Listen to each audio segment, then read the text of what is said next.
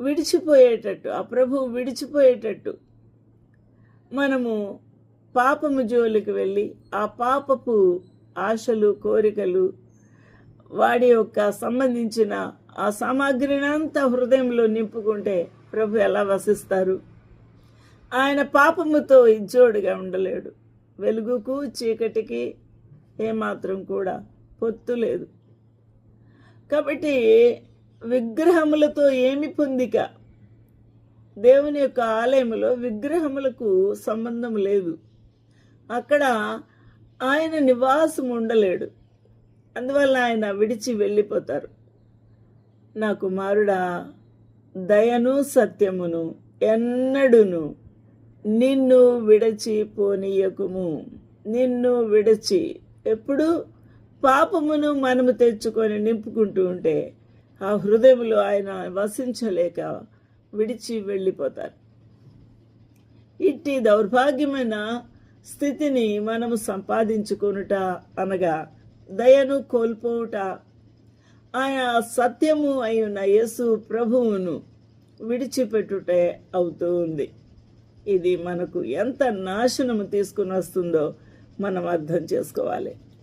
కాబట్టి ఎన్నడూ విడిచిపోయే ఏర్పాటు చేయవద్దు, అంతటి స్థితికి రావద్దు అని ఈ యొక్క కుమారునికి తండ్రి హెచ్చరిక చేస్తూ ఉన్నాడు.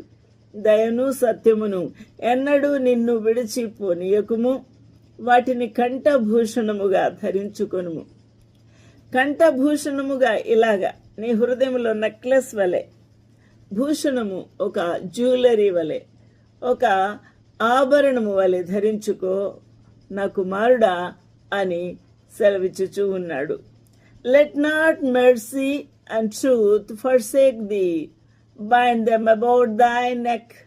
నీ కంఠమునకు ఆభరణముగా, కంఠభూషణముగా వాటిని అలంకరించుకో అని చెబుతూ ఉన్నాడు.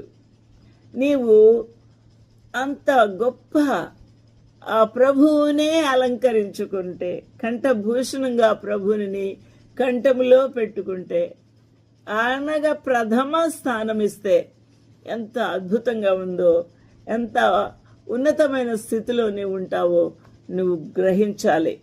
హృదయమను పలక మీద వాటిని వ్రాసుకో, వేటిని ఉపదేశమును, నా ఉపదేశమును మరువకు నా కుమారుడా.